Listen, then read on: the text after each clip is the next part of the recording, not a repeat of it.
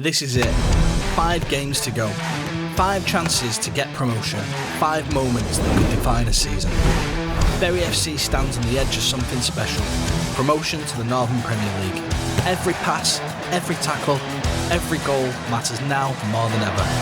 The fans, the players, the staff, everyone is in this together. Across this show, we'll take you inside the action, behind the scenes and into the heart of Gigg Lane as Bury FC fights to the final whistle. The journey starts now. This is the Final 5. We start away at Pilkington, a team that currently sit 21st in the North West Counties Premier Division, separated by 60 points between us and them. We know they won't be a pushover like any team in this league, and they won't be taken lightly.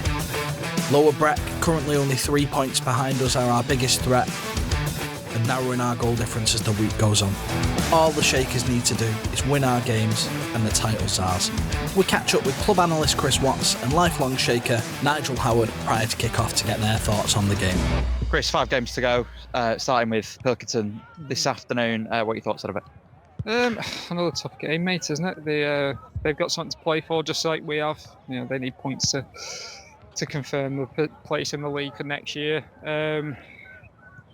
Maybe the pitch will suit us. We're used to playing on Astro now, aren't we? So, but Jack is the manager. He wants to play just like we do. So, should be an entertaining game. Hopefully, we can get another win and keep moving. But tough game again. A lot of the fans are obviously looking at today's game, but also looking at games elsewhere involving promotion rivals. I guess that the main focus for you and the management and the players is what's going on here this afternoon. Absolutely, yeah. We can only control ourselves and what we do. So anything that's going on elsewhere, you know, we'll keep an eye on it after the game. But during the game, in the build-up, it's all about us today, and that's all that matters. Personnel-wise, how's the squad looking? Obviously, Reece Kendall seemed to take a knock last weekend. How are we looking? He's fine. He trained fine on Thursday. So no real issues, nothing to report in terms of injuries. Yeah, all good. And finally, on selection, if Reece is fit, that makes obviously a fit and available squad. Big opportunity for lads to sort of get in the team for the final few games. So I guess Dave and Tim and you guys have had quite a selection headache this week. Yeah, that's what we want. We want everybody kind of given headaches to get into the side. You know, no places are guaranteed ever. So having everyone available is perfect for us at this time of the season. We want everyone around. We want everyone ready to go and to contribute. And you know that they did last week. And I thought last week that subs actually changed the flow of the game for us a little bit and controlled it and settled it down. So whoever is starting today, we need, you know, a performance from them because there's 5 lads on the bench ready to go.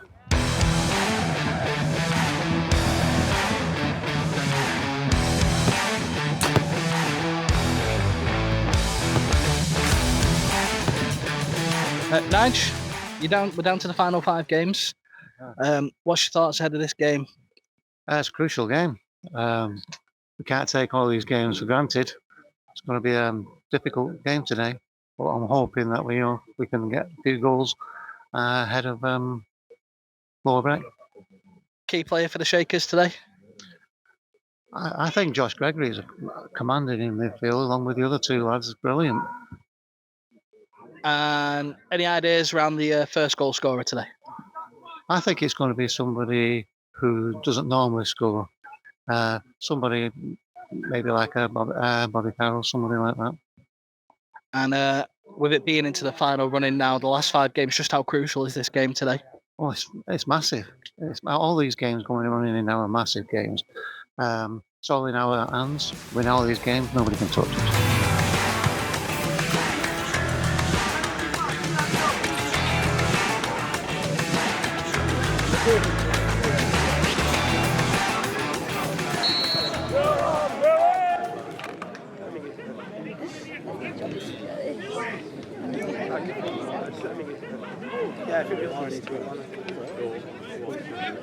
It's a scrappy first half with the Shakers having the majority of the chances.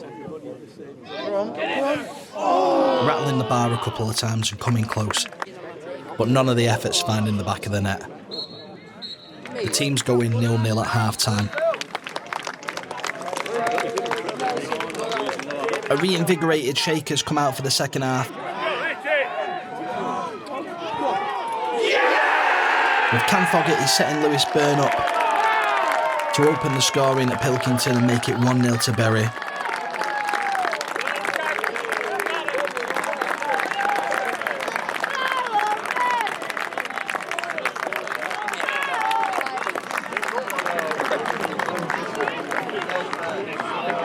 Tempers flare, and a Pilkington sub who's only been on the pitch a matter of minutes sees red for a dangerous tackle on Tyler James, who's going clear through on goal. And in the 95th minute, Rustam Steppins adds to his already impressive goal tally for the season, closing the game at 2-0 for the Shakers.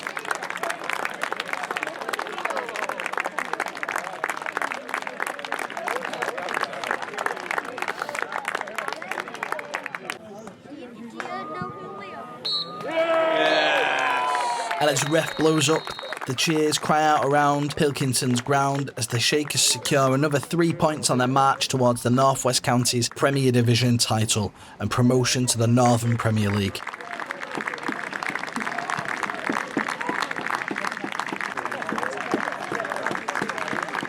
We caught back up with Chris Watts and Nigel Howard after the game to reflect on their thoughts after a hard-fought Shakers victory.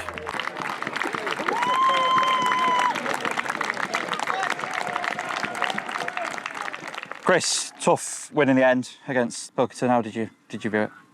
Yeah, it was a difficult game. I think we said beforehand it was going to be tough, didn't we? Pilkington's side that they like to play caused a few problems in the first half without really testing us so much. I can't really think of anything that they had on target, but we probably should have gone in ahead, even though we wouldn't have deserved it. I don't think. I thought we didn't play at all in the first half. Going long too early, just kept coming back at us. Second half, I think they ran out of steam a little bit, didn't they? And we started to get more foothold of the ball in their half, started turning the screw a little bit, and the goal comes. Tough game. Didn't expect anything else, really. They needed points. They're fighting for survival. It was always going to be hard. But really pleased to come away with a win. Chances were there in the first half. Was it frustrating to go in at 0-0? Yeah, because I think we've hit the bar twice, haven't we, in the first half, and we probably should have done better with a couple of other efforts where we've gone through, and maybe just not like that composure a little bit to really finish it off, snatching at stuff, like smashing things over, stuff like that the lads are usually really good with, and it's not happened in the first half. Flip side of that is that we didn't play very well first half, so I know they didn't have any chances, but going in level was probably fair, other than the fact that we've had a few. But went 1-0 up through Lewis Byrne, and then the second from Rustam Steppins in stoppage time. I think at 1-0 that the fans were sort of a bit edgy and waiting for that second goal as such to sort of secure the game. Was that view shared? It didn't look like it was going to come, because we got into a point in the game where we were having chance after chance, really, and that they were putting bodies on the line, and that they started to play better actually with 10 men, which can happen sometimes, but they were getting blocks on everything, and you just thought, maybe it's not going to happen. But you can't fault the lads' application at that point. Second half, most of the game was spent in their half with us trying to probe and find that final pass that wasn't quite working. But yeah, I think, on the second half performance, 2-0 probably deserved result. Could it have been more? Maybe, but we'll take it and move on. Nigel, 2-0 win. We left it late. As usual. What were your thoughts on the game then? It was a tough game. Pilkington came and really gave it a go. And, we could have scored early on, but we hit the post and the crossbar. Yeah, I mean, if that one of Bobby Carroll's would have gone in, I think we'd have had goal of the season wrapped up there. Yeah, exactly. And I did predict Bobby to score first, but I'm not bothered who scores as long as we score. Exactly. And Lowbreck, they won 2-0 today. But I suppose as long as we just keep doing us and getting the points in, we'll have it wrapped up. That's all we have to do. Nobody can touch us. We win everything. And Past today's game, who's been, in your eyes, the most vital player for us this season? Midfield players, Bobby Carroll and Fogarty, and Aaron at the back. Aaron Chalmers has been brilliant since he's come in. Absolute stonewall to pull that defence together. While was leaking goals. He's been brilliant. No, I agree. And the midfield too have been an absolute engine, haven't they? Yeah. Goals from Lewis Byrne and who got the second one today? It was Rusty. And yep, goals from Rusty and Lewis Byrne today. You did predict Bobby Carroll, but it's always nice to see the goals spread around the group, and we've seen that in the last few weeks as well, haven't we? We have. We can score from anywhere on the park. It's great to see Burns scoring because it did have a slow start, but now he's scoring quite regularly. He's a little live wire up front, danger to any defence. I love it. He's scrappy, proper scrappy, isn't he? Scrappy play, yeah. And Rusty, well, he can pull anything out of the ball. He's just brilliant. On to next week. Back at Gigg Lane, Squire's Gate. Thoughts ahead of that one? Yeah, it's going to be another one of those nail biters where teams always come to Gigg Lane, always do well, always try to do well.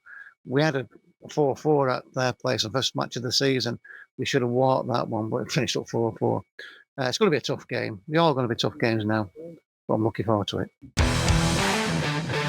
With the Chasers' Lower Brett also winning 2-0 away at Stockport Town, it's status quo at the top of the table, with the Shakers retaining the 3-point lead and a 7-goal difference advantage. It's all to play for the Shakers with another 4 games to go, with Squires Gate next up on the table, but who are languishing in the relegation zone and fighting for their lives in the North West Counties Premier Division. We're back at Gigg Lane and the results and clean sheets are piling up, which is only pointing us in one direction, and that's promotion.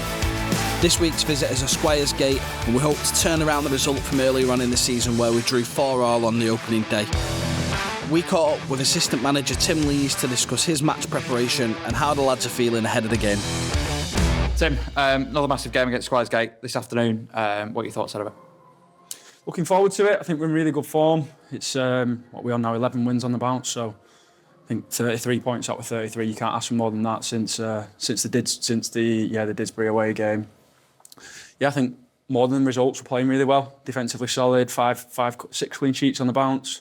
Conceded 1 goal in I think the last 7 games. So I think from a defensive point of view, we're really comfortable.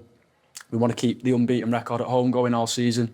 So yeah, we're really confident. We're prepped and good to go. Both teams today have got something to play for. Berwick at the top, Squires Gate at the bottom. Will that play a part today? Yeah, because I think if you look at them, so it's easy to say bottom of the league and look at the goals they've conceded, but first game of the season, it was an interesting game to say the least. I think 4-4, how they defended in terms of how high they were, left us a lot of space in behind. I think with the players we've got in that front line and the pace we've got, I don't think they'll defend like that, especially if you look at the game here that we played last year. So they dropped right in, they played a back 5, they sat right in front of the box. So we've prepped the lads for both ways of playing. But yeah, we're confident. You mentioned the preparation there. Just talk me through from your perspective in that build up to kick off. What is sort of your match day look like? To be honest, Dad, I think most of the work's done in the week. I think Macca will run through the reminders, if you like, from all the prep we've done in the week. But as soon as one game's over, we get the scouting report back from Daz. We plan Tuesday, Thursday training based around the elements of Saturday and how we're going to execute things. But I think, as always, really, I'd say probably 80% of what we do is focused on us and how we want to impose ourselves on the opposition and how we want to impose our style with the ball and without the ball on them. And then I'd say about 20% is based on the opposition, on how we think they'll set up, likely way we think they'll defend, and how we can break that down. So yeah, I think we've had a really good week with training. We've walked through everything. We're slightly changing in possession a couple of things today. So although the results have been great and defensively look solid, we want to be a bit more dominant in terms of the ball. So rather than playing a front 2 with a 10, we're going to play with 2 10s today when we've got it. So one of the strikers are going to really come off. We're going to overload the middle and really try control them spaces. We always say if you control the middle of the pitch and you dominate the game. So that's really important for us, especially at home. The way we play, the surface, the crowd, we really want to dominate and control the game. So yeah, all the prep's done. I think in terms of, like I said at the start, then really, it's just reminders really, and it's just a bit of motivation, and you're just going through everything that you've done in the week, so it's all fresh for the lads. But yeah, you're trying to get focused and as sharp as possible. And looking at the squad today, how's everyone looking personnel-wise? Yeah, the only one we're struggling with is Reece. He's getting an operation, and it was his last game, unfortunately, which he's got an op next Saturday. So we're going to drop Josh Gregg back. Obviously played there against Radcliffe and Garforth, and really comfortable on the ball, good in the air. So yeah, there'll be no drop off there at all. So yeah, we're gonna put Aidan over to the left, who's been outstanding for us all this since he's come in this season. Put Josh in the right, as in the middle. Yeah, and I think it'll help us a lot as well, because like I said, I think we're going to end up having a lot of the ball, and Josh is comfortable playing out and breaking lines and switching play and being brave with it. So. And just finally, you mentioned the sort of the personnel changes there. The adaptability of this squad has been shown throughout the season with various different players. We've seen it with Josh Gregory a lot towards the sort of the start of the season before his injury. I guess that's a key asset of this squad.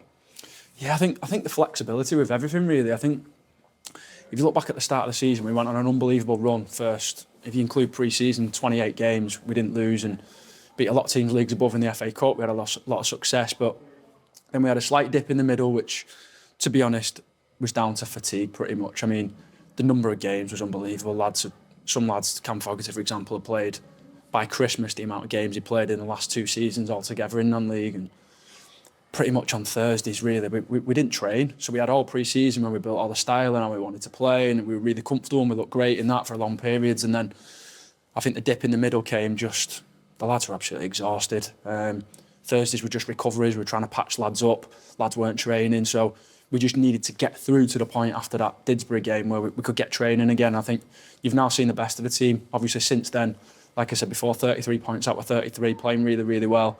So yeah, 4 more to go, 4 wins, we win the league. The rain's falling on Gigg Lane, but that doesn't dampen the spirits. The fans are in early, and as the lads come out for the warm-up, Abe Locker in fine voice already. We caught up with club volunteer and lifelong shaker Adam Woodward to get his views on the game ahead of the match. What sparked your love for the Shakers? My granddad took me when I was 6 years old, and then ever since then, I live 5 minutes away, if that. Ever since then, I've just loved watching Bury. And what's your best memory watching Bury? The first memory will probably be the Chesterfield promotion, and then the Tranmere promotions, and then I remember playing Norwich down here and beating them. There's been a lot of good memories, to be fair. Obviously there's bad ones, but more good ones than bad ones. And what are your thoughts on the season so far?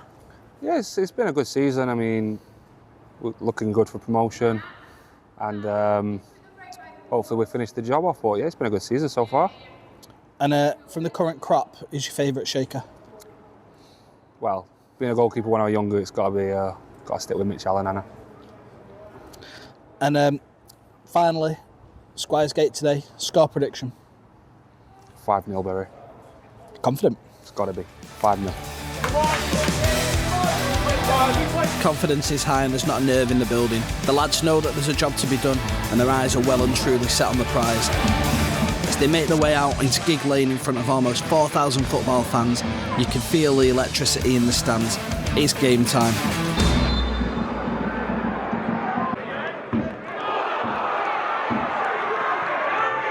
Stepans gives the Shakers the lead early with an absolutely divine touch and shot, placing the ball just out the reach of the keeper. The crowd goes wild and the Shakers are 1-0 up.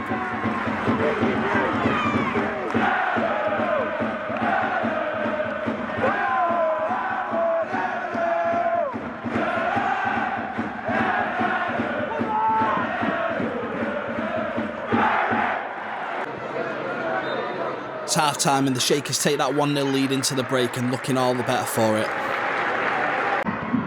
Stepans adds another on the volley. Cool, calm, collected. That lad has been absolutely cooking this season. Gigg Lane erupts and Shakers are firmly in the driving seat.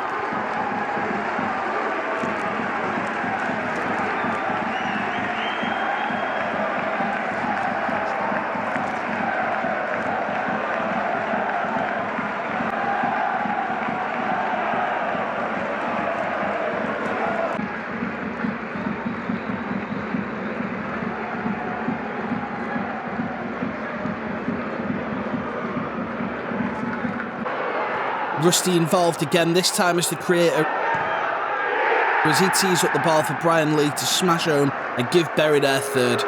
That win looks absolutely on a plate now, and Gigg Lane once again erupts.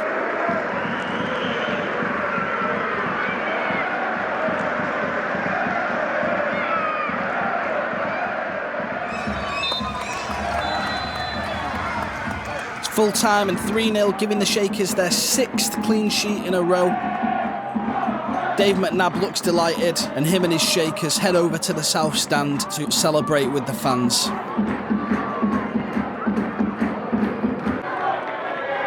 We catch up pitchside with Josh Gregory to get his thoughts after the game. Josh, another 3 points. Another 3 points, 3 to go. Control the game massively today. I don't think they've had a chance or even a shot maybe in the second half. But we needed that second goal, but once we got that softened up blow, and we just did well to take the third for our goal difference as well. Looking forward to next week. Yeah, massive week next game, but going to go into Starkeys and have a few now. Message for the fans before that Padiham game? Honestly, just keep going. Massive 3 games. I think next week's definitely the toughest on paper. They're all tough, but they've been in great form. So we'll definitely use our 12th man, 100%. Come on.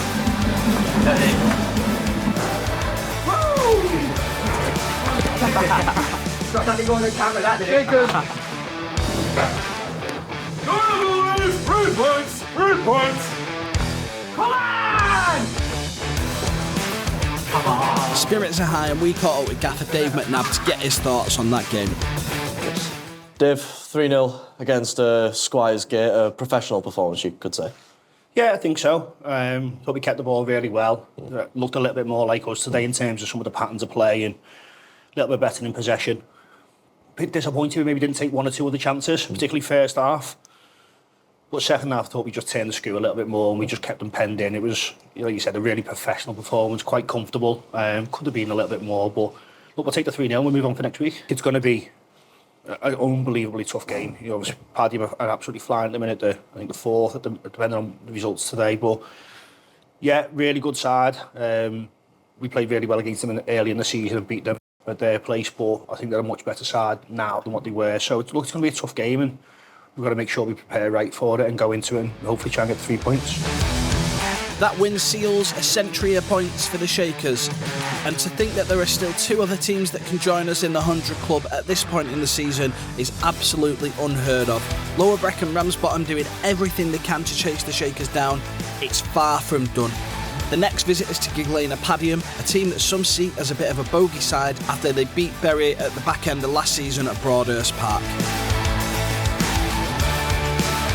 While it's calm at Gigg Lane, the scene's set to host Padiham in what could be a vital clash in our chase for promotion this season. We caught up with a few Bury fans before the game to get their views, as well as club opposition analyst Darren Davis. Can you just introduce yourself? Ellie Moss said, Bury fan, season ticket holder. And what is it that first sparked your love for the Shakers? So I started going watching during AFC and when they come to Gigg, and it's just a very nice community and family feel. Just everyone's involved, and just meeting the players feels like you're actually involved within the team. And who's your favourite player? Well, it was Lewis Hill, but then he left, so Connor Pye. And thoughts on the season so far? Very good. Better. I enjoyed the FA Cup run, bit gutted how it ended, but definitely I think the league title's ours at the end of the season. And talk about the league title, your thoughts ahead of the game today against Padiham? I think it'll be our toughest game for a while. Hoping DJ doesn't get booked. And I think we'll win though, 3-1. 3-1. And one last one. What are your thoughts on the last 2 games after this one? Should be easy games for us, I think. I think it would just be hammerings for the last 2 games. So Cian, why do you love Bury Football Club? I love Bury Football Club because it's fun.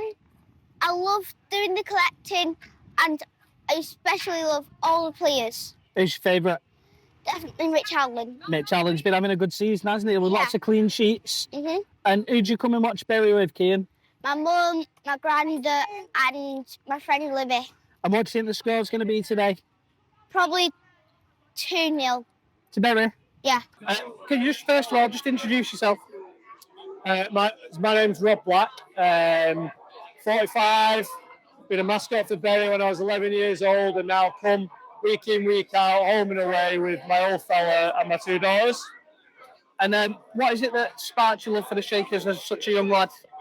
I think it was just the fact that I went to very coaching schools, got season tickets off the back of that, started coming with my dad, and it was just brilliant from then. And then I had a little gap and then reconnected with the club a couple of years ago. And since then, I've been bringing my dad, I've been bringing my 2 daughters with me, and we've just absolutely fallen in love with everything with the club again. Everything about non-league, the fact that it's relatable, the relationships you build, hooking up with new friends, meeting people again, has just been amazing. And what are your thoughts of this season so far? I thought the season on the whole, I think, has been amazing. You know, we're on a 12 wins on the bounce. It's just been insane, really. I think Breck have just done unbelievable to still be with us, otherwise we'd be out of sight. But overall, I think we just look so solid. I think we've got leaders right the way through the pitch now. So I know only one person can wear the armband, but it just feels different this year. And I just think it's going to be hopefully party time on the 19th. And who's been your player of the season so far? Well, it's a tough one. There's a few in the conversation. I think Rusty's been insane. I think I'm DJ since he's come here, but I think I'm going to give it to Bobby or Cam. I think they've been absolutely insane, the pair of them. And that partnership in the middle has been so good. So hard to split between the 2 of them. And finally, big game today. Score prediction? I'm going to go 3-1 on the Shakers. Darren, another big game against Padiham this afternoon into the final 3 now. What are your thoughts on it? I know everyone's been saying it, we're just taking one game at a time. Obviously, Padiham are a very good side. They're in the playoffs. I think they've secured the place in that now.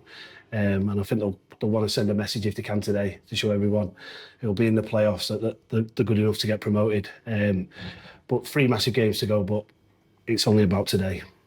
Within your role, obviously at the club, you watch all the teams in this league and do the research that Dave and Tim and the rest of the management need to know. Looking at Padiham today, what you were expecting from them? I've been lucky enough to see Padiham quite a lot over the last month, actually. They've had a few midweek games, as well as Saturdays, so I've seen them quite a bit. They've kind of reverted to a 4-2-3-1, so we expect them to play that today. But at the same time, we know teams can change the way they play, shape-wise and in terms of the structure that they have about them. So we expect them to play 4-2-3-1, very solid defensively, big lads at the back, physical. They've got a few players who've got a long throw in, so I think we'll be ready for that today.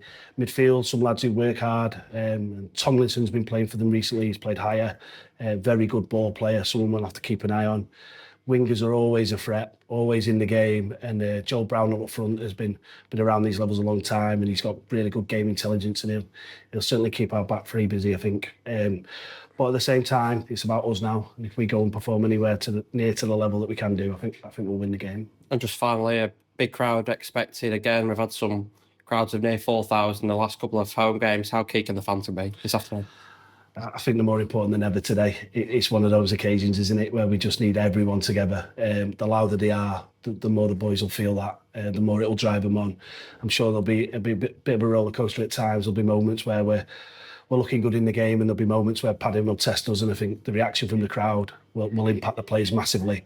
And if they keep doing what they've done over the last few weeks, then I'm sure there'll be a great help today. The sun's out and so are the Shakers. They show their appreciation for the squad following the warm-ups.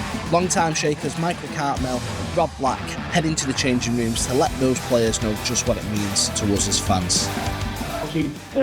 We'll get started in 5 minutes or so, 5 minutes. But I just thought I'd invite a couple of people in just to give you a little bit of a talk or a little bit of a chat around what the club means to them and how important things are in terms of what you've given the club and the town, more importantly, back in terms of what you've done on the pitch and the way that you are with the fans, the way you interact with them overall. Obviously, I don't want to steal anyone's thunder, so... That's exactly what I was going to say. That's it, I'm stuffed now. So, Gigg Lane, 140 years this year, football's been played down here. Just to put that in a historical perspective, when football was first played here, we were putting the foundations in for the Eiffel Tower in Paris. That's how long this goes back. And I can honestly say, hand on heart, I've been coming here 61 years this year. I have never enjoyed my football more. And the football that you're playing out there graces this fantastic stadium. It's absolutely fantastic. And that's the feedback I get from everybody of my generation that I talk to. They've never, ever enjoyed the football more. And when you're out there, you're not on your own. There's thousands of us pegging every ball, kicking every kick. We're just right there with you, just willing you on. That league, it's there. Right there. All you've got to do now is that. And every single one of us is willing you to do it. My dad brought me down here as a 4-year-old, and his grave is just behind the cemetery and in the cemetery there. And I go, you might think it's a bit mad, and I'll go and talk to him about you guys. I'll sit there and he'd love this. He'd love you. He'd love the passion and the effort that you have to put in. I know that this isn't your full-time job, that you've all got jobs as well. And to get to the standard that you play at is nothing short of remarkable. So you can look at yourselves and you can just give yourself a pat on the back. I can never pay you enough credit. You've not just lifted the fans, you've lifted a whole town. You've breathed new life into this club. You've brought it up yet another level. Go out there today, just keep that up, and you're heroes for life.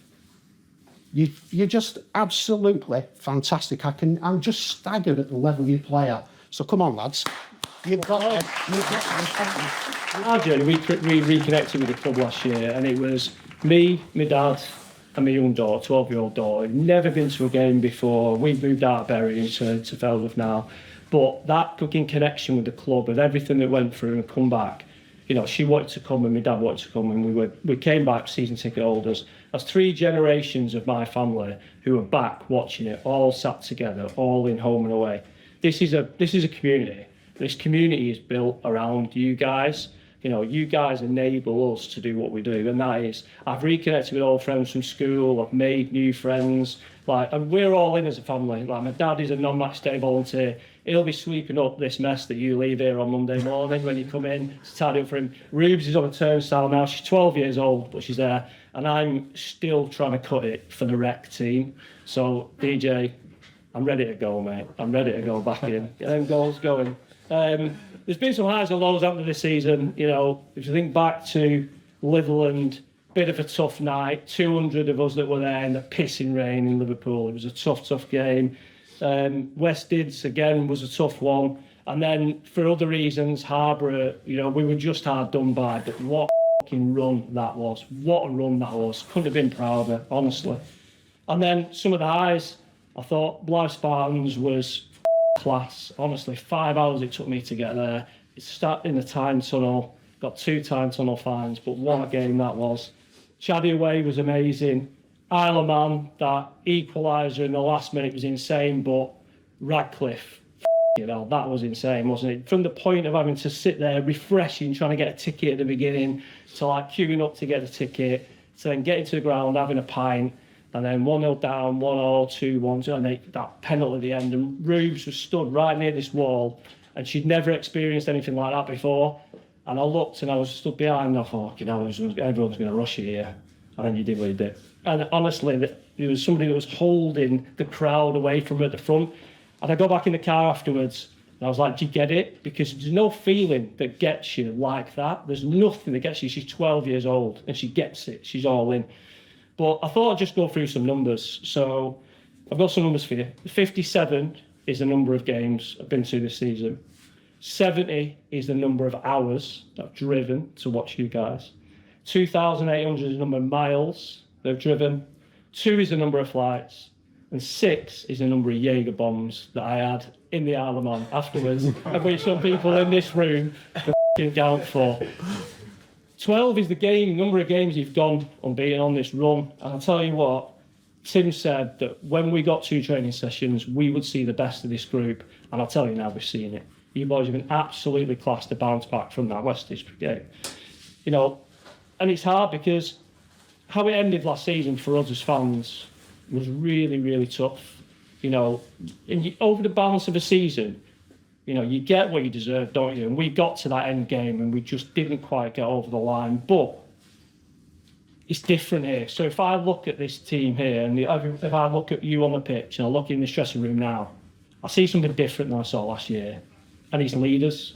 I see leaders all over the pitch. It's not just about the one person that wears the armband.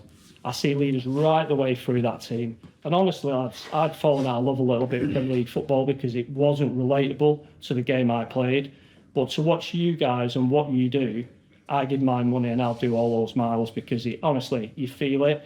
And I just think we're in a miles stronger position now than what we were last season. And honestly, I don't think it matters who's in that away changing rooms. Honestly, if we play the way that we play, honestly, I don't think we need to fear anyone. Take it one game at a time, but we shouldn't fear anybody. So there's three games left. I promise you, on behalf of the fans, we'll do our job. We'll bring that noise. And all we ask you guys to do is to just do what you've been doing, hold each other to account, play for each other, and just leave everything on the pitch. And I think finally, what will it mean to everybody out there in the league this year? You know, this is fans where football got taken away from the town. It got taken away from the fans. The fans have brought this back. They've battled for it. You know, we've followed you in our thousands home and away.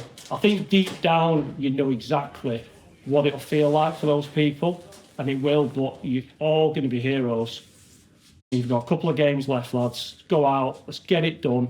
And on the 19th of April, you can walk around that pitch and you're going to know what being a hero means. Let's go and get it done, boys. Well done, Rob. Well done.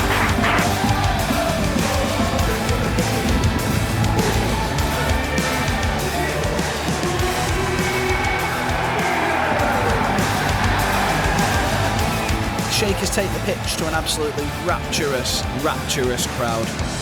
There's no nerves, they know what to do, they're ready for battle. It's set to be a fantastic game of football here on a sunny Gigg Lane day.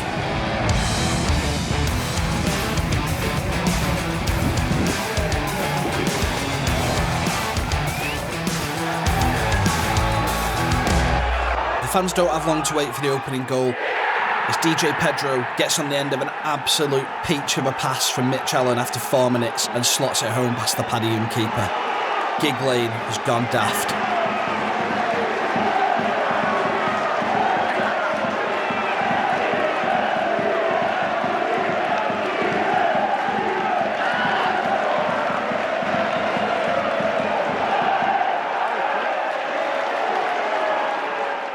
"25 minutes in, Tyler James turns one home to increase the Shakers' lead to 2-0, and they look in cruise control.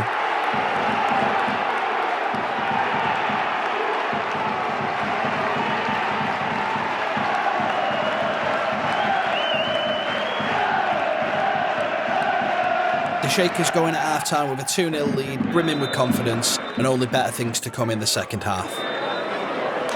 And after only 5 minutes, Bebeto Gomez puts it on a plate for Tyler James to seal his brace.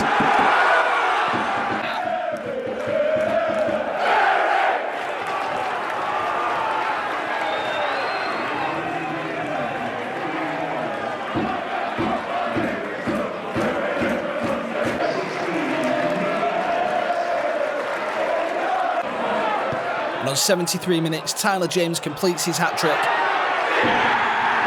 His first in blue and white for the Shakers. Surely that seals the 3 points.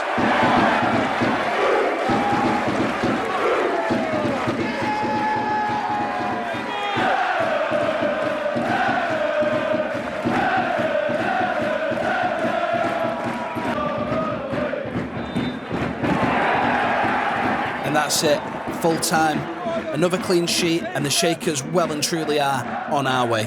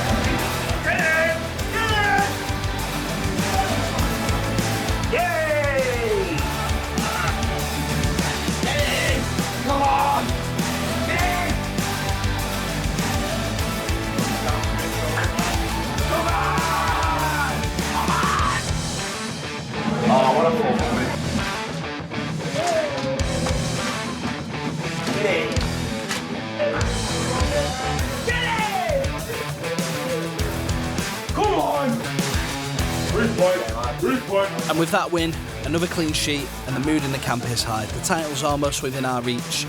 Just win our games and the title is ours, and we'll go on to secure that promotion to the Northern Premier League. We call with John Raftery, Mika and Veka, and club opposition analyst Darren Davis following the game to get their thoughts. John, 4-0 win for the Shakers today. Only 2 games left of the season. What do you make of that today? Well, I thought, it was a fantastic result, first and foremost. Early goal really calmed the nerves. Not that there should be any nerves, because the players actually took it on board. Dave McNabb's instructions must have been to the T. They followed it. Possibly, may I say, easier than I thought. But 4-0, 2-0 at half-time, fantastic.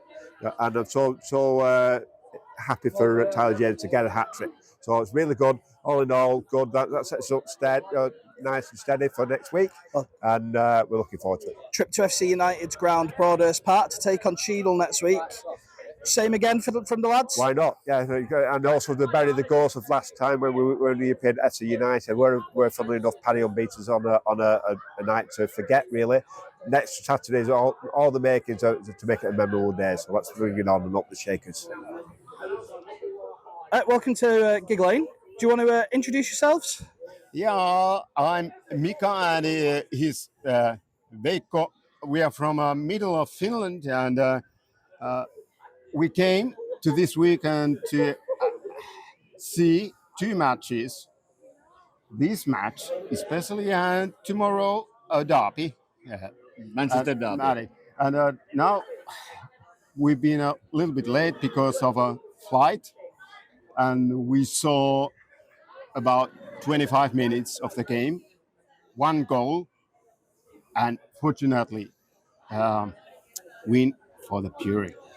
And to see this traditional English stadium, that's amazing. And how does the word of Bury FC travel to the middle of Finland? What piqued your interest in coming to Gigg Lane? It was, we have studied many places around Manchester area, and we've been here maybe twice or third time in Fury, and we have always talked about to see Fury football club matches, and now we decided, and now it's the time. Now we are here. It's a big 4-0 win for the Shakers today. Yeah. 2 games left to go. Do you think that we'll secure that promotion? Yeah, absolutely. Absolutely. You are going up. That is rolling. That's key 3 points on the board in probably what was quite a relaxed performance in terms of the end result. What were your overall thoughts? I thought we were brilliant for an hour, to be honest. I thought we were really, really good. The early goal obviously settled us. It's nice to get that. I think that calmed any nerves that were there. It was a really good goal as well. DJ back on the score sheet, which is what we needed. And then I thought for spells in the first half, we were really, really good. I thought in the transitions, we were exceptional at times. We didn't turn the ball over that often, but when we did, we were quick to win it back. We got in behind him. I thought the second goal was fantastic. Really, really good team goal. Well taken by Tyler, and took us into the break in a good place, really. In terms of the second half, the tempo seemed to sort of slow down, but the performance, the quality of that was still there throughout. I guess when you're in a game like this and you've got such a heavy lead, there's no point sort of having those players sort of have that physical exhaustion. Yeah, I think there's a couple of things, really. It's a warm day. It was getting warmer, I think, out there. The lads have worked so hard with and without the ball. We'd made some changes. We made quite a lot of changes close together. That always impacts on the game, doesn't it? And I think, we were in control even without the ball. So I don't think we felt a pressure to go chasing the ball at 4-0 up. And even though it was a slower tempo, we still looked like we might get 1 or 2 more on the break. We perhaps should have, really. One thing we just spoke about in there, we don't think they've had a shot on our goal today. So 7 clean sheets on the bounce. I think we've probably started to think about that as well. Make sure we protect that, because that's some run So I think there's a bit of everything, but ultimately when you're 4-0 up, you have that opportunity, don't you, to see the game out like we did. 2 to go. Next up, Cheadle Town. Your thoughts on that? I've just seen them won today. They've had a good win at Cole, and Cole have still quite a bit to play for.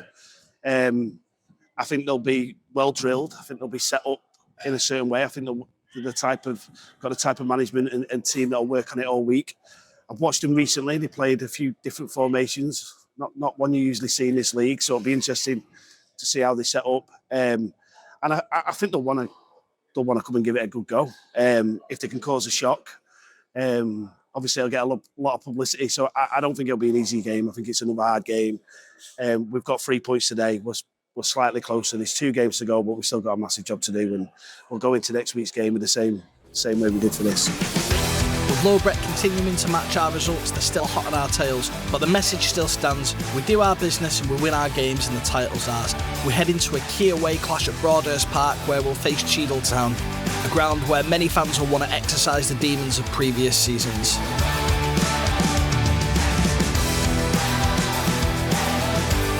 We arrive at Broadhurst Park and it's a perfect day for football. The sun's out, everybody's in a great mood, and the FC United volunteers welcome both Cheadle and Bury to their stadium with open arms. The fans are also in great spirits.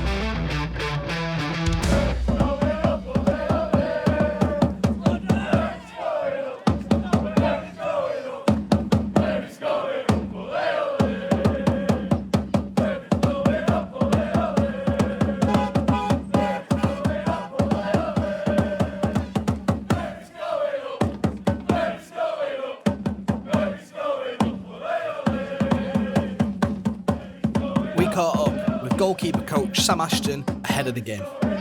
Sam, first of all, what's the mood like in the camp ahead of today's game? Boys have trained really hard this week. Obviously, trained hard Tuesday, trained hard Thursday, and then we all went out for a little bit, a bite to eat, a bit of group bonding type thing, even though we don't need it if it's the end of the season. But no, yeah, they're really upbeat. I wouldn't say nervous. I think they're absolutely buzzing for it. I think the mood around the town's unbelievable, and it's definitely pumping the lads up to kind of get the result today, which is the most important today. We're not looking at next week, we're looking at today. It's a massive game today for us, so coming here at FC and obviously playing against Cheadle is massive for us. Mitch Allen was named league goalkeeper of the month for March. I guess as the goalie coach, you must be proud of Mitch and his progress throughout the season. Mitch has been unbelievable all season. I think people would disagree with me and say he had a bit of a dip in form, but we never saw that. We never thought that. It's a team game. It's not just always looking at Mitch. But he was our number one target in the summer. Things didn't work out for us and for him. He didn't really have the best pre-seasons where he was at. At Prescott, obviously, they had all the money issues and stuff, and then obviously we got him in with 10 games into the season.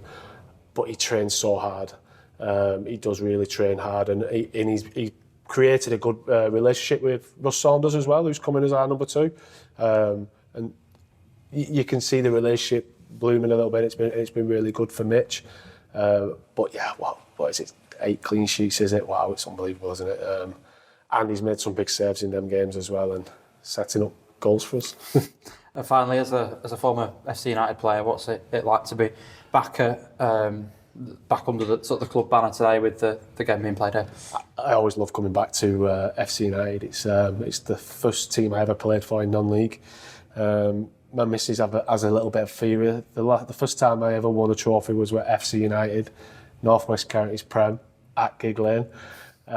So she thinks that hopefully today is going to be the day where we win it. But as a coach, play at Bury, but playing at FC United. So sometimes it's written in the stars, isn't it? Nearly 2,500 fans are in attendance at Broadhurst Park today, and the Bury fans take the roof off the place to show their appreciation for Dave McNabb and the team's efforts this season. Only 2 to go to get it over the line. We're almost there.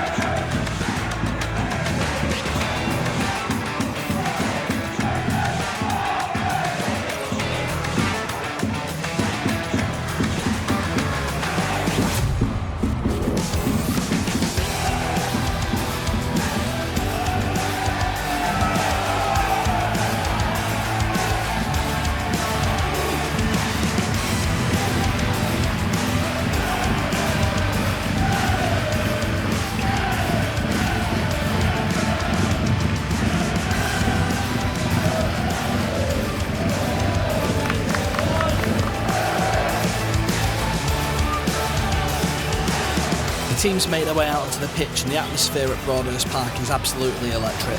The Bury fans are doing the team proud and they just hope that the lads can do it for them on the pitch.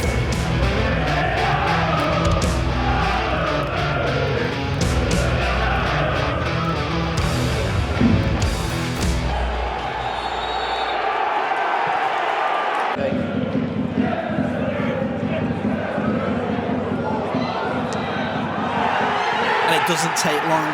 Tyler James pounces on an opportunity 3 minutes into the game. Dream start for the Shakers.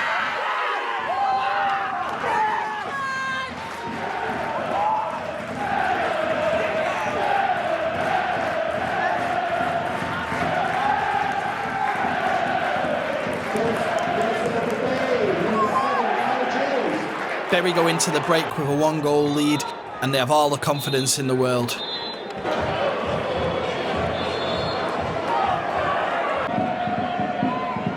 Less than 10 minutes into the second half, it's that man again. Tyler James gets on the end of a DJ Pedro cross and nods home to give the Shakers a 2-0 lead.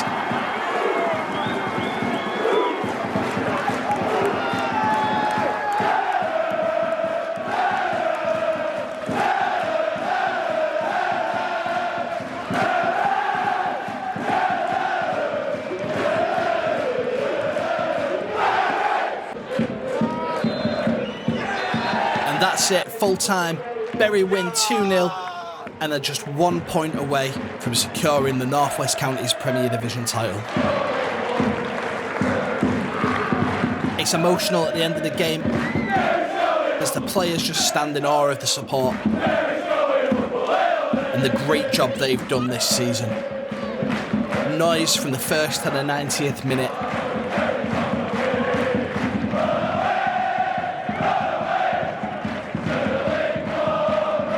Defender Aaron Chalmers, manager David McNabb and press officer Adam Clark gave us their thoughts after the game. A 2-0 win here at FC United against Cheadle this afternoon. Just give us your overall thoughts on today's game. Weren't the best games, if I'm being honest. We struggled to play our usual game. Fair play to Cheadle, they played their game, they played out from the back constantly. It was one of the best of pitches, but it should be no excuse. If they can play, we should be able to. But again, we've won ugly, 2-0, doesn't matter how it is. As long as we win, one more game to go, and we'll just keep doing the same. 14 consecutive wins, that must be something that you and the lads are immensely proud of. Yeah, immense. I'm absolutely over the moon for it. As a defender, mainly the clean sheet, that's another one to the tally we've got already. But it's just the consistency we've got in the team, the never die attitude, the will to win, the will to run through brick walls for each other, and just to never give up. Like, it weren't the best game to play in. I don't know about watching, but a win's a win, and doesn't matter how it comes at this time of the year. It's vital to just keep going, and we've got one more game to go, and we'll do everything we can to get that win. As you say, it was probably a tough game today to sort of get those sort of opportunities forward and get goals on the board too, again from Tyler this afternoon. But I guess that shows the quality of this league from game 1 to game 46. Teams that come up against Bury aren't going to let off, and that was shown from Cheadle this afternoon. Yeah, I think I said it a few weeks back at St Helens, when you play teams in this league where you play against Bury, they give that extra percent, 10, 20%, and like against Cheadle today, they played their football. They done well in times. First half, I think they were the better team, even though we scored earlier. Second half, it was a little bit more like us, but we had to play in behind quite a lot to get them second balls. But yeah, anyone in this league it's unpredictable. You don't know who's going to win, who's going to draw. You never know what's going to happen. That's football. That's why we play it. Unless you work hard and you take your chances, that's what's going to happen. It's just very unpredictable. That's what football's about, and that's why we love it. A word on the fans today. Again, class support. I mean, you boys were out there for probably 5-10 minutes after the full-time whistle, and they were there with a drum for probably 20-25 minutes after the full-time whistle. Just sort of, I suppose, try and put words to what they sort of gave you and the boys today. You can't really put words into it. like I had an interview with Mike Shaker's podcast and said the reason why I joined was to play in front of thousands of fans every week. I've done it for the last 20 years of my career, barring 2 years ago. But when you sit and you've seen 3,000 of your home fans, you can't really put it into words. It's just one of them things. Everyone knows who in this league, Bury is a massive club, and it was part of me joining. But standing there listening to some of the songs, I only live a stone throw away from here, so yeah, it's something special, and you can see what it means to them. You play week in, week out, even at home or away, if it's only a few hundred people coming, it doesn't matter. They've got the loyal supporters who will travel all over the country. And we spoke last week, Michael and Rob came in the dressing room and spoke about the club's history and how us as a football team are bringing it back to Bury, and that's all we can do. We can just play football and just strive for greatness, strive to be better, strive to be a better club, better players, and just keep pushing, because like I said weeks ago, it's the only one way we're going up, and we don't want to stop anytime soon. Final game of the season next week, looking forward to it? Yeah, of course I am. Considering I retired 2 years ago and then retired last year, I've played another year. My wife's not going to be happy again if I try and do another year, but it is what it is, it's football, and next week it can't come quick enough. It's in this tier, I keep saying, we spoke about it a few weeks ago, you've never seen 5, 6, 7,000 fans, and especially at this tier, the club shouldn't be here in the first place of what happened a couple of years back, but you have to start somewhere, and we're starting again, and we're going up, and next week's going to be a phenomenal atmosphere in front of up to now 5,500. Let's see if we can get to 7. A win, I was going to say away at Cheadle, but I suppose on neutral ground against Cheadle this afternoon. What were your overall thoughts? It's a tough game, wasn't it? I think obviously when you get to this stage of the season and the weather we've had over the last few weeks, the pitch is tough, it's bobbly, it's being prepared really well. I think they've worked night and day on it to try and get it the best we can, but it's just not very conducive to playing the type of football that we wanted to play. And Cheadle, to be fair as well, I think, they're another side that does try to play, but it just made it a little bit more scrappy than we'd have liked. There's too many transitions, too many turnovers, but look, if you want to try and get promotions, then you've got to go out and do things when things get tough, and we've proved that today, and I think they've probably had one shot on goal where they looked dangerous. So defensively, we've been absolutely outstanding. Look, we're always going to criticise because we want the best from the lads, so we're always going to criticise the lack of control we had with the ball, but out of possession I thought we were outstanding, and like I said, they never caused us any problems. Decent Cheadle side, good Cheadle side. It was set up in a way that tactically really strong, so overall really pleased. And the noise in the fans, I'm sure you would have probably come on to it, but like that today, that's not North West Counties. It's not. If you can't stand in front of that and just enjoy it, then you're in the wrong sport. An unchanged starting 11 from the Padiham game last Saturday. Just sort of talk me through today's selection. I think it was just deserved. Arguably the best performance of the season last week. Tough circumstances. Going into the game, obviously, on paper, playing obviously another playoff team. I thought the lads were fantastic and they deserved to start. Obviously, you've got players like Rusty coming back available. You've got players on the bench knocking on the door. Lewis has been fantastic, but look, that's part and parcel of being a squad. I think when you perform like that, you expect to keep your shirt, and it's only fair that the lads did. Ruben Jerome missing from the 16 today. Anything to read into there? No, not at all. I think again, it's getting really difficult now to pick a squad. Obviously, we picked up a couple of little niggles and knocks today, but it was just making sure that we had covering in every position. You've always got to try and plan for the worst case scenario. A defender getting injured, a wing back in it, whatever else. So I think it was just making sure we had cover in all areas, and like I said, we'll assess next week based on next week's merits and how people train, so there's no guarantee that the squad will say the same. You mentioned the sort of knocks that were picked up there. Cam and Connor, is there anything to be concerned about there, or is it going to be one of those to assess in the week? We'll assess it in the week. I think Cam's his shoulders just popped out a little bit. Probably one that will probably take 2 to 3 weeks in ordinary circumstances, obviously with it being the last game. It's probably going to be a case of strap it up and carry on. Connor, a touch of cramp, 21 years old and getting cramp. I'm not too sure I'm very happy with that, but look, he's worked hard today and hasn't got a lot of quality into him in terms of what to work with. But he hasn't played as much recently as he would have liked to. So playing 90 last week, and obviously big part today. So he's just got a touch of cramp, and it was a bit precautionary. Tyler James getting the scoring plaudits again. That's now 5-2 for him. I guess you must be pleased for him and sort of the way his progress has progressed since joining the club. He's a fantastic player. This is the reason why we wanted to bring him to the club. He was one of the players we were going to speak to in the summer. We didn't think it was right at the time, but he's got goals in him, and he's a very unassuming lad. He's very quiet. He's fit in straight away. It's always tough when you move to a big club like that, especially when you're a quiet lad and you're not super experienced in non-league. Coming to a club like Bury, where you've got really established players, you've obviously got the weight and expectation of the club and the crowd. It can be difficult. It takes a bit of time to adjust. So I said to him all the time, just relax and just wait. Your chance will come. When it does, you're good enough to take it. And the last 2 games he's proved that. And Mitch Allen confirmed as North West County's Premier Division Keeper of the Month for March. You must be pleased with him. Another clean sheet, 8 on the bounce. I mean, I don't know what happened to his kicking today. He was their best player for spells, but no. Look, he's a phenomenal goalkeeper. He's had to deal with some challenges in terms of a bit of a back line that's changed a little bit, couple of different shapes, different personnel for different reasons. And I know we had a sticky spot in the middle of the season, but our confidence has never wavered in one little tiny bit. He was the best goalkeeper in the league above the last 2 seasons on the bounce.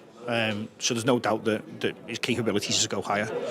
And it's all roads to Gigg Lane next week. Burscough, over now 5,300 tickets sold for that game. It's going to be quite an occasion next Saturday. It is, but it's not a party. It's we've got to prep. We've got to go and win the game. I know that a point's enough, but we're not going to be setting ourselves up to try and take a point. There's no way. Burscough are a good side. They've got very experienced players down the spine of the team. And look, they'll be coming to try and finish the season on a high. They've had a few ups and downs this season, but they're finishing really well. I think they're second or third in the form table. So they're going to be coming, and look, they're going to come and want to ruin our day, because it puts them in the shop window and sort of puts them in the manager's plans for next season. So they're a good side. We need to be at our best to go, and we will be going out to try and win the game. 2-0 win for the Shakers at Broadhurst Park today. Yeah, sum that one up. I think it's a tough game overall, to be honest. I think the way that Cheadle came and gave the side a game this afternoon really sort of showed, and I think their quality both going forward and at the back probably impacted it slightly, but overall I think the 3 points was what was key, and it was good to see another 2 goals from Tyler, and I think it was probably one of those games that you look at and you take a 2-0 win from it. And those fans today, just shy of 2,500 here at Broadhurst Park. They packed that the terrace end. What did you think of their performance today? Look, I mean, the fans have been key all season to what we've seen and what it's all been about, the wider project, and to sort of see them come together, flags, scarf, drums, the lot. It was quite something special, and sort of speaking to the players in the post-match interviews today, they've had nothing but plaudits for them, and they were out there for probably 10-15 minutes after the game just sort of taking in the atmosphere, because it's certainly something special and is pretty unique. A word on big numbers. We move forward to the last game of the season next week, which obviously you'll know all too well. We've been working hard, pushing that behind the scenes. Well over the 5,000 mark at the minute, looking to break the North West Counties record. What are your thoughts ahead of that game? Look, it's a massive game, and I think from speaking to Dave after the game today, it's just another game for them. It's all about the preparation. Burscough, tough side, and they'll be looking to end the season on a high, as have many teams sort of coming to the Gigg Lane this season. I think it's over 5,300 tickets now, and I expect that to push on only after today's game, and fans will be very much interested to get to Gigg Lane. Following the game, we sit at the top of the table with a 3-point cushion and a 5-goal difference between us and Lower Breck. All the Shakers need to do is avoid a massive loss in the final game of the season, and the title is ours.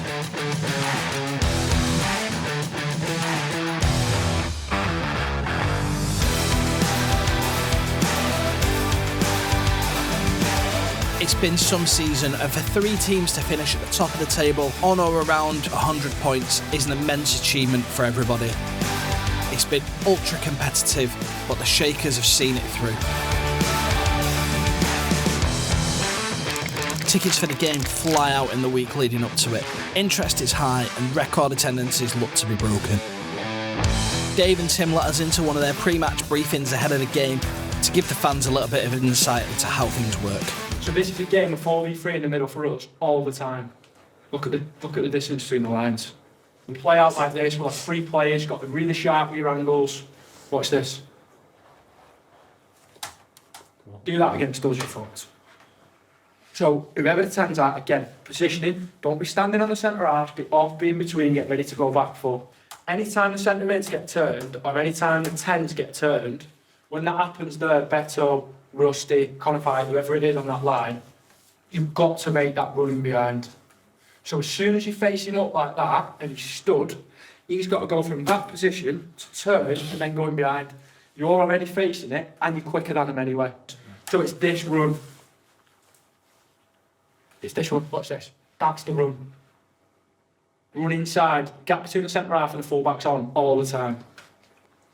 As soon as he looks up, that's the trigger for your movement. So you can't, if Bobby can't nick you, everything there. As soon as they look forward, you can't be in a straight line. Does that make sense? You've got to be really busy with your angles. As soon as he looks up there, positioning's got to be perfect. So right, in a position where when you break that line, you can go back foot and drive. Make sure the angles are really sharp, same with you. That's like, keep saying, when they look up, you've got to be in space. They can't look up, it's not on, and then they go back again, and we've got to build it again with the back 3. We need to punish them and break that line all the time. If the 2 stay in, and they play for 10, you've got a square play to get out. If they push on, the 10s are free all the time. So don't think by not getting on it there, or don't think I can't go. As soon as you do that and you drag him out, it opens that up for Josh to play through. Does that make sense? So sometimes your jobs as 2 pivots might be just to occupy him and drag him out. And you might have to do that through being patient and getting on it at first.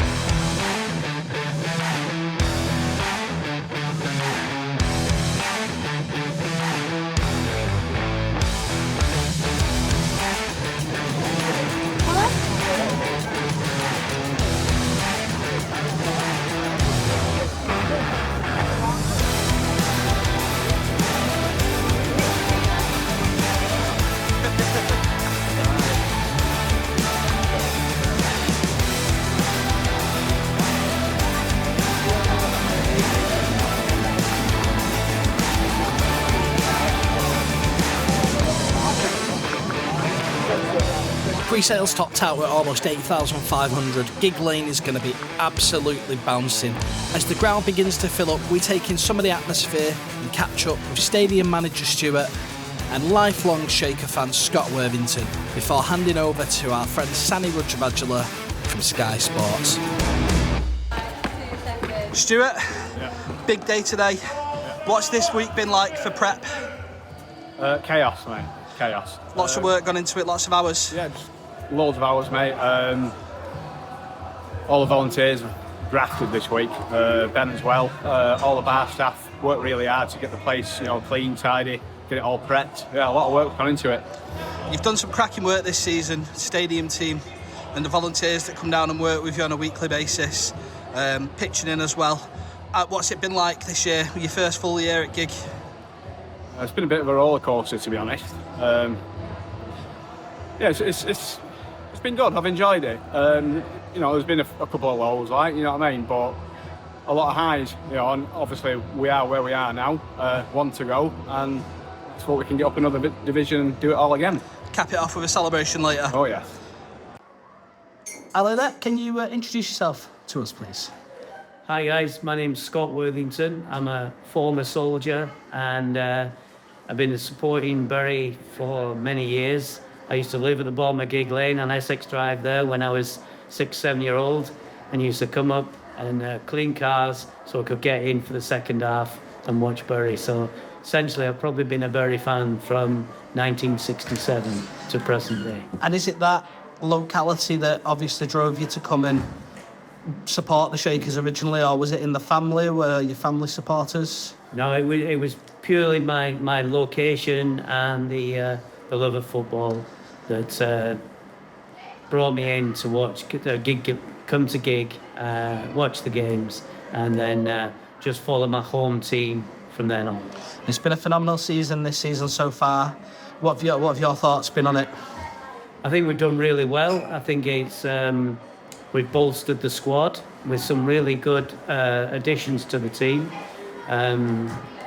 We had a really good start.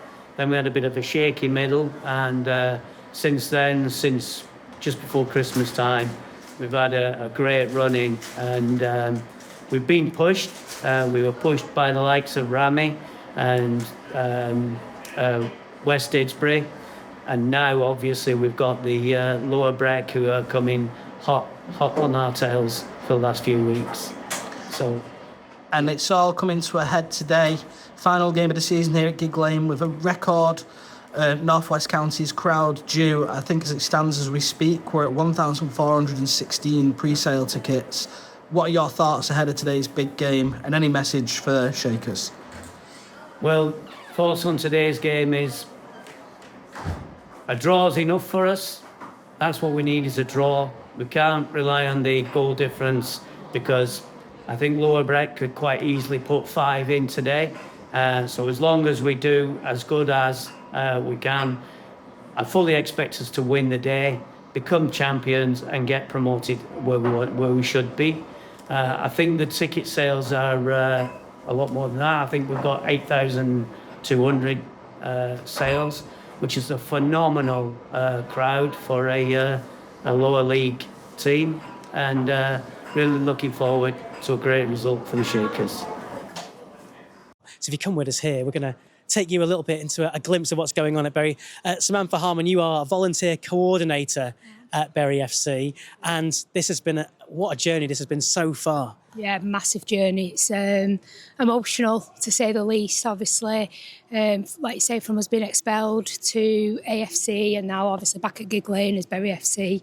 I lead the army of volunteers, about 100 and odd volunteers. So Matchdays are predominantly ran just on volunteers, and a very small skeleton member of staff. So it's volunteers and fans. So it's a fan-owned club now, from where it was in the EFL, and the club's been building this huge army of volunteers, and we've got over 8,000 fans coming today. You're going to be pretty busy. Very, very busy. Same number of volunteers as every other week. We'll be very busy, but we're all very excited for it. And obviously, it's what we're here for. So, we're really looking forward to it. Yeah, well, best of luck with everything you're going to be coordinating today. We've also got, let's call him the main man, actually. It's the man who's in charge of the Shakers, Dave McNabb, manager of Bury FC. It's a huge moment for the club, huge moment for you as well. Yeah, it is, and look, it's obviously a massive day, massive game. But it's been through all the hard work that we've put in from the start of the season. I think the lads have been fantastic, the club, the volunteers, everyone behind the scenes. Just to get us to this point in time has been an unbelievable achievement. And let's not forget, we've still got a big game to go and try and win. We want to try and make sure we win the game today and win the league in style. Yeah, so that would be a big moment as well. Players at this level are not used to playing with this many fans, right? And today especially, over 8,000, I think we're on 8,300 so far. It's a lot here. What are you saying to those players? Because this is a huge moment for them. It is, and look, I think the pressure that the lads play under every week playing for a club this size is massive. So they are used to it in some degrees. Obviously, it's times 2, 3 today in terms of the 8,000, but it's going to be a case of go out and enjoy yourselves. Play with your character, show your personalities on the pitch, and let's make sure we get over that line. And you managed Warrington Rylands to a victory at Wembley as well, of course. So you know what a big occasion is like. Yeah, I think obviously having that experience of playing in big games, we've got some really experienced players who've played in big games as well. So that'll obviously all be called upon today. And it's just about making sure that the lads are prepped and planned, which the training's been brilliant this week. And we're all ready to go, really excited now. And very briefly as well, last season was Bury's first season back at Gigg Lane. That ended with playoff defeat, which I know everyone at the club took really hard. How special has this been for you this season, and where the journey's been so far? It's been massive. Obviously, last season coming in, sort of halfway through the season, I was at 16, 17 league games. It was really tough to try and change the way we wanted to play and everything else. Obviously, there were some other challenges that we had. But it was heartache. The playoff final was heartache, and it's certainly a feeling that I'll remember for a long time. It's one I don't want to try and relive. And today, we'll harness that energy today, and hopefully we'll try and get over that line. Well, there you go. And today is a huge day, not just for Bury FC, but for the whole town, actually. This was a town it lost its identity when it lost its football team, and yet here we are with Bury with a chance of promotion, trying to work their way back towards the EFL. And come with us over here, because we've got one player who knows this journey really well, Nicky Adams. This is your 4th spell at Bury FC. You were part of that side that won promotion to League One in 2019, then expelled from the EFL. Must be a mixture of emotions for you today. Yeah, a special day for everyone involved with the football club. I think you can see it's amazing. It's a giant of English football, ain't it? And it was very sad what happened last time. Unbelievable memories from when I was here last time, winning promotion, but then sadly it was taken away from everyone. So for me to be here back again, and hopefully another promotion, and finish off in style would mean a lot to me. But for everyone involved with the place, it's like I say, it means a lot to me and a special place in my heart. You mentioned finishing off in style. This is your final ever game, and you played for clubs across the EFL. You dropped to Radcliffe in the National League, and here you've come back to Bury. You've dropped down quite a few divisions for this, Nicky. Yeah, do you know what? When I had the chance to come back, I didn't think it would ever come again, and I didn't drop down the levels because I came back to Bury Football Club. Like I said, it means a lot to me. So when I got the chance to come back, I jumped at it. I've had a wonderful time in football. I've been overwhelmed with the messages. I can't say thanks enough. Just a thank you to everyone that supported me up and down the country, different clubs. And like I say, let's finish it off in style and one last memory. Yeah. The man next to you, you're just on the start of your journey as a footballer, Brian Lee. A lot of fans might recognise you from the Baller League. I'll get to that in a moment. But what's the journey been like as a Bury player, playing out on the wing here? To be fair, the journey since I started has just been unbelievable. It's been a bit of a roller coaster. Obviously, I started with a concussion that kept me out for 6 weeks, and I came back and hit the ground running. And then, like the gaffer said to me at the start of the season, you might find yourself out of the team just due to how competitive the squad is and the expectations of all the fans over there. So it has been a bit of a roller coaster, but honestly, I wouldn't change it for the world. And we're open to top it off today in front of the thousands of fans that are coming. Yeah, and the journey from where they were. 8,500 plus here today. This is more than Bury were getting in the EFL days. As a player, you might not be used to this sort of environment. So how are you feeling ahead of that? Honestly, I feel like with a crowd of this size, it makes me play even better. Like I crave for games like this, to play in front of thousands of people that are coming to watch. And we just, as a group of players, we just want to give back to the fans. They followed us through thick and thin, through a loss, through a win. Going different parts of the country to follow us, and they deserve it. At the end of the day, what happened to the football club wasn't nice. Obviously, that was a part of my family, with my brother being part of the football club, and him getting told that he can't play for Bury anymore due to the club getting shut down. It was tragic. So yeah, we're open to give the fans what they deserve. And I mentioned the Baller League. You are the top scorer, and you play for the team run by Robert Pires and Jens Lehmann and Freddie Ljungberg. What's Jens Lehmann like in the dressing room? You know what, Jens Lehmann, he takes it dead serious, proper German style. Like we got beaten, he's giving it us in the changing room. But I like that, because it's easy for someone of his stature to come down and not really care, but he does care. And when he's giving us in the changing room, it does show that we have to have that type of character. Not even just in the Baller League, but in semi-pro football, and life ultimately. So yeah. So from N5 to Bury FC, Nicky, you've got this experience here. What would you say to these players ahead of this game with so many fans coming today? Just enjoy the day. Sometimes you don't get many of these in your career. I've been fortunate enough to have quite a few, so I know what it takes to get over the line, and my job is, especially as an older player, help these young boys. Just enjoy the occasion, but go and do the job. We've still got a job to do. Get that done, then the celebrations will be wild and something that we won't all forget. So yeah, that's just my message to them. Enjoy the day, go and play our normal game, and let's get the win and get the promotion for this football club. Nicky, as well, I've got to talk to you for a moment about Joe Thompson, who you played with at Rochdale. He had a brief spell here at Bury as well. Tragically died just on Thursday, only 36 years old, and you were a very close friend of his as well. Yeah, I probably can't put into words what Joe means to people. He's a wonderful man, very good friend of mine, and I think he's inspired so many people up and down the country, especially with his story. One of the bravest men I've ever met in my life. And my thoughts go out to his family. I can't speak highly enough of him, honestly. Just a wonderful friend, top human, and he was a really good footballer as well. So,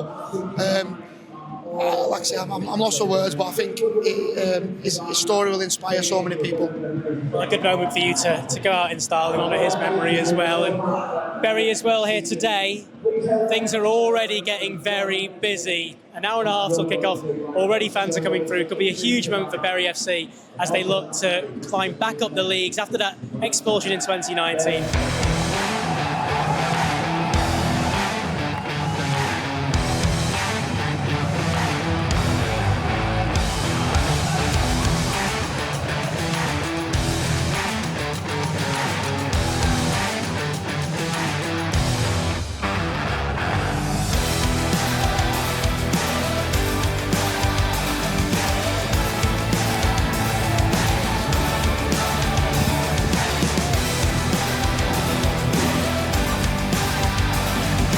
The lads finished the warm-ups in front of some absolutely rapturous Shakers fans.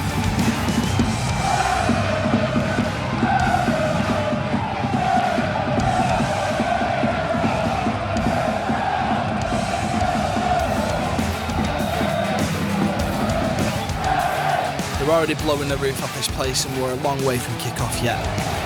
Before the game, we have a memorial service to honour all those that we've lost in the last year, as well as absolutely resounding performance of Nessun Dorma. Today, in the given to all the Shakers who have passed away, and in particular those who have passed away this year, whose names will now appear on the scoreboard. And on behalf of our visitors, we also remember those connected with Brother's football club.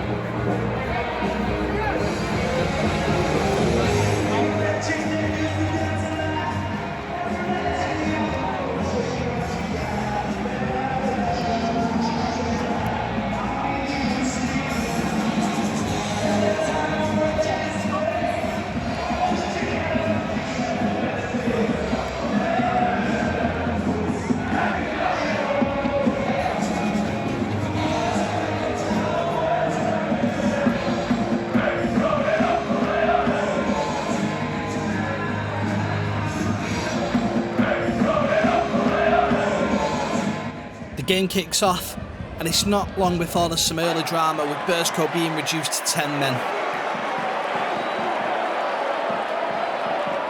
After the dismissal, the floodgates open, with Aidan Walker starting the scoring for the Shakers.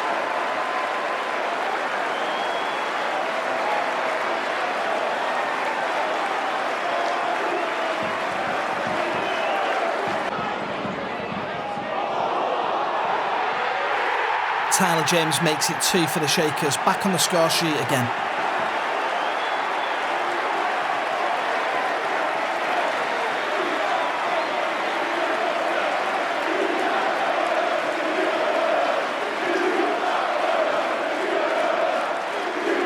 It's half-time at Gigg Lane and you can feel it in the stadium. The title's coming home. 58 minutes in.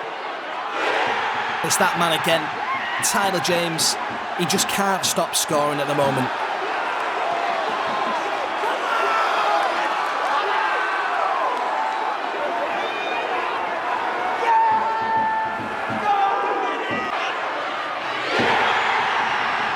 5 minutes later, that's it. Tyler completes his hat-trick, his second in as many weeks. The title is certainly coming to Gigg Lane.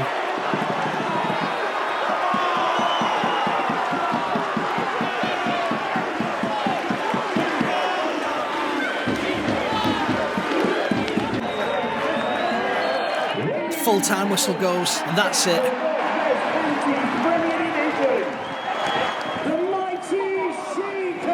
Bury Football Club are promoted to the Northern Premier League, champions of the North West Counties Premier Division. The fans flood onto the pitch in celebration, and there's certainly a party atmosphere around Gigg Lane.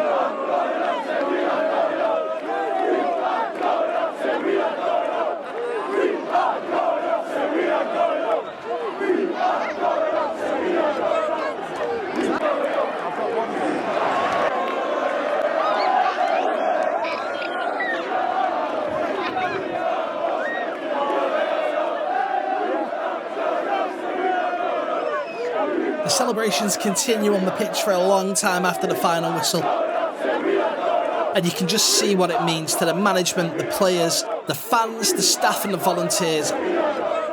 Everybody joins in with the celebrations.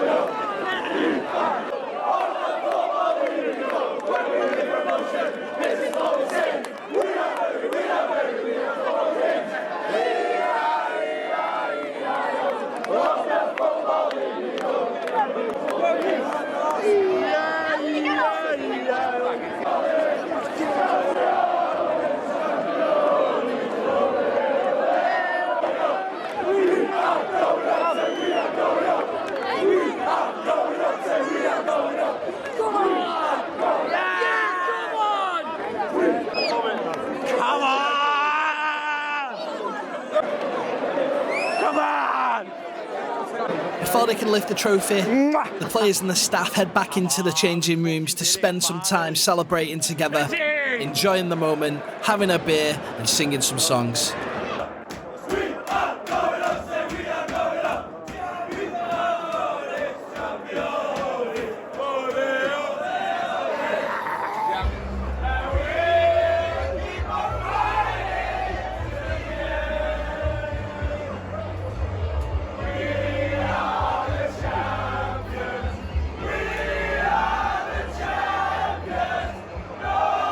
We go back to where we started in this documentary and we catch up with Chris Watts and get his reflections on winning the title. Chris, quite special scenes, over 8,000 here today. As it says on the T-shirt, champions of the league, just point towards what that means. I can't. Like, this time last year, everyone was in here waiting for us to come back from Wythenshawe. And we felt like we'd let everybody down, so to come and see everyone like this today means everything to us. We can't thank everyone enough for sticking by us. Probably get a bit emotional now, to be fair, but that's what it means to us all. And to see this today, the trophy presentation ceremony and looking at obviously which is the Mighty Shakers, the players that have been involved throughout the season. Clear. Players have sort of been in from the start. Some have come in sort of mid-season. They've all sort of gelled together and have made it what it is this afternoon, I suppose. Thank you. Sorry, mate, I couldn't hear any of that. I was saying some of the players have come in throughout the season. Some have been here since the first session of pre-season. They've all gelled together to make it what it is today. Yeah, I mean, all credit goes to the lads. That's 55 competitive games this season. Cam, he's played 50, Rusty 53. We can't give him enough credit, mate. The amount of effort that they put into it. And then the lads coming in afterwards as well, to come into a dressing room that's been together that entire time and just settle in and gel. There's another one, Aidan got his goal today. All this is because of them.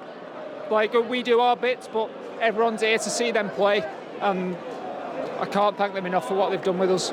Chris, enjoy the celebrations, many congratulations. Thank you. And here it is, the time has come.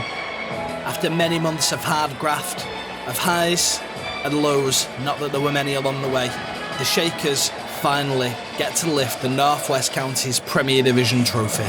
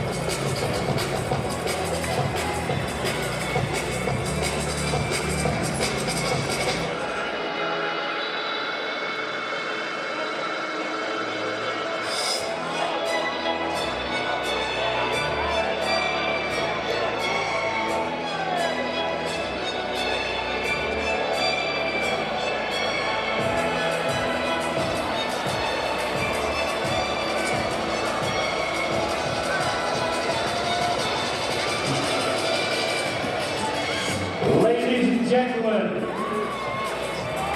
we're just waiting for one more, and it's Nicky Adams.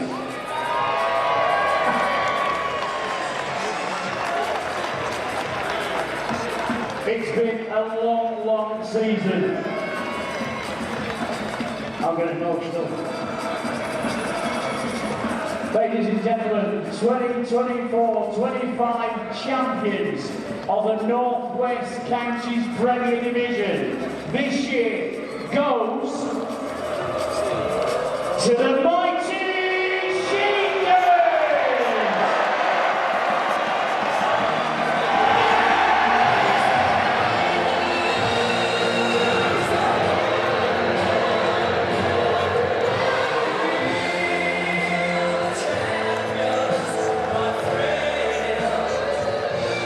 We get some final words from club legend Nicky Adams and assistant manager Tim Lees.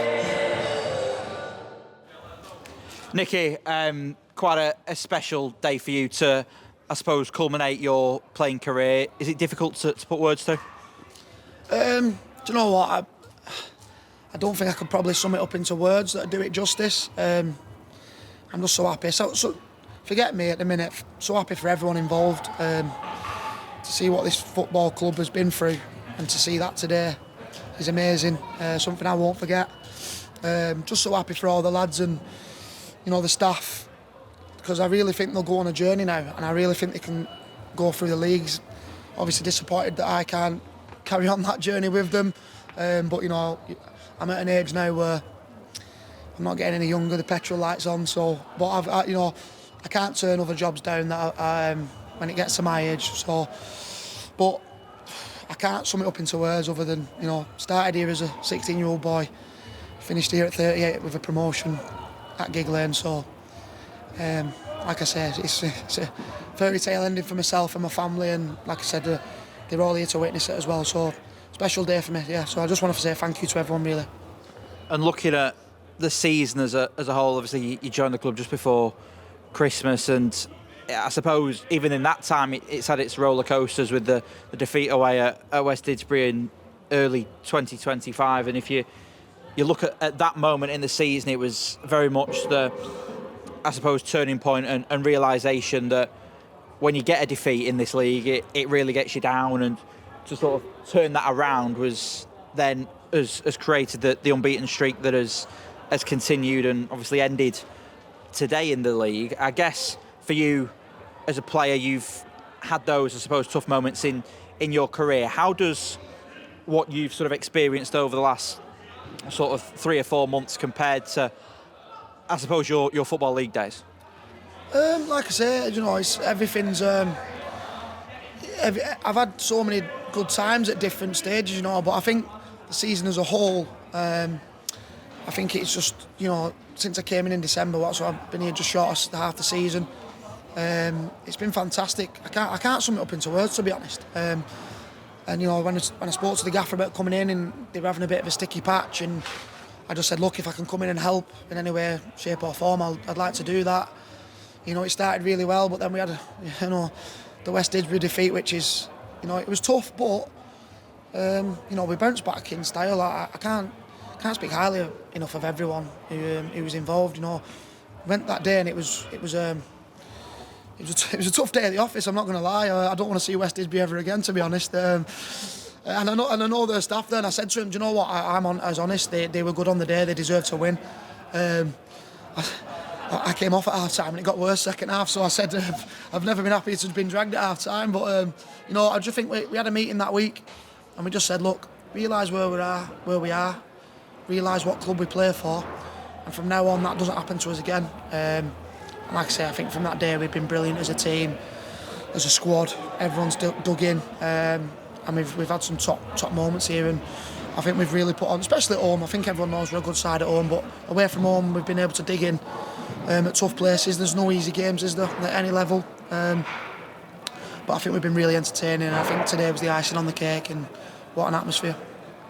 Two of your former teammates, Shry and Lowe, Neil Dans, were in the crowd to watch that this afternoon. I guess for them, obviously with everything that happened in 2019, for them to witness that this afternoon, again with someone playing like yourself that has played alongside them on numerous occasions, and I know Ryan spoke of your retirement in the week, and it's something that you've spoken to him about. I guess for you, is that a bit of a full circle moment for them to be able to see the promotion here this afternoon off the back of the, I suppose, tragic time of 2019?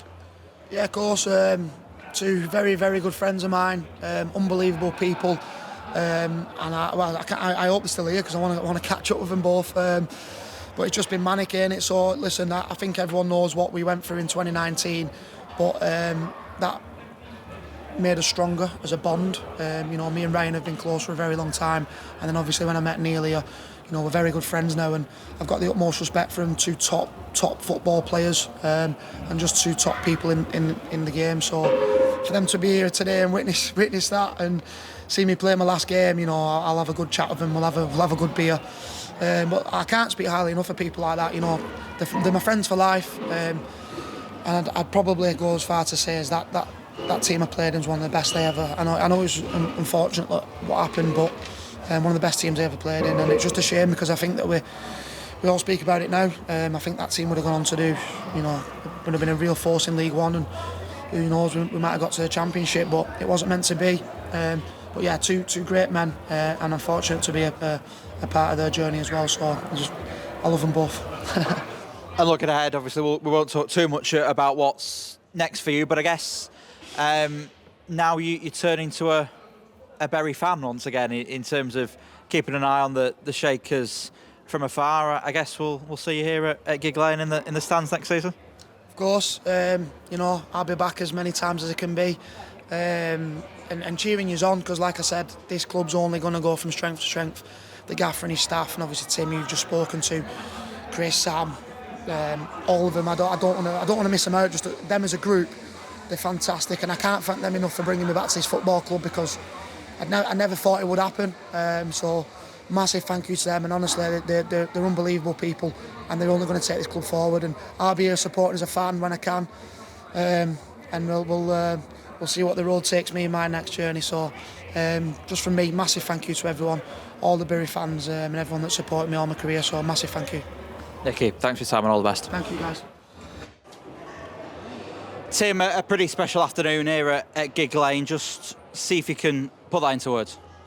Yeah, difficult. I think the best moments in life are really difficult to sum up from. I can't put the emotion of today into words. Doesn't really do it justice. There's nothing I can say really that would, but it's been a very, very long journey. I think after the playoffs of last year, obviously the situation we came into, I think we can say it now, we found it difficult last year with the training facilities and the pitch and the journey that the club's been on, but to achieve what we've done today, I'm really struggling to put it into words. I think the fans were absolutely unbelievable. I think I'll speak about them first, so everyone knows, and for the people who are listening to this who don't, the fans lost the club overnight in 2019.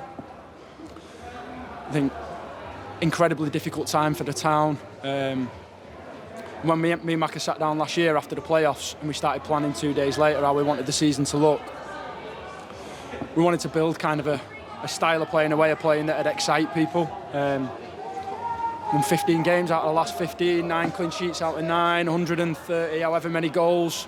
And honestly, the emotion of today, to get nearly 9,000 fans at this level's absolutely unbelievable. And I think from what the fans have been through in 2019 to achieve this today, they deserve it more than anyone. You look at the group of players that have been with us throughout the course of the season. Some have been here since the first training session in pre-season. Some have been here only probably sort of since January, February. But the way that they've played, specifically probably over the last in the unbeaten run, it looks like that they've been together since that first pre-season training session, even though they haven't. I think when you play for Bury, the pressure's extremely intense, and the way we play, the courage and the bravery that they've shown to play under the immense pressure, I can't even begin to explain how proud we are of the group, individually, collectively. There's some incredible characters, and I'm just absolutely over the moon for the group and the fans and the club and the town that we've managed to achieve it. You look at probably 12 months ago, that playoff final defeat against Wythenshawe, all the fans came back here to Gigg Lane to welcome you back. I remember being probably stood 50 feet away down there to a very upset Dave McNabb. It's a very different story this afternoon, and I guess everyone deserves it to sort of, I suppose, bounce back from that sort of dip of last year's playoff final. Yeah, I think the fans deserve it more than anyone. Like I said before, for what they went through in 2019 to not have a club, and then to have this celebration today was something special. And I think we've created memories together that'll last forever. And I think Mac is an unbelievable manager. I've worked with him now for 3 years. We've had 2 promotions, won the Vars at Wembley. I think personally I've had some incredible experience in football, but that today tops everything. To get nearly 9,000 at this level's absolutely unheard of. Broke so many records. And yeah, it was incredibly hurtful after the playoffs last year.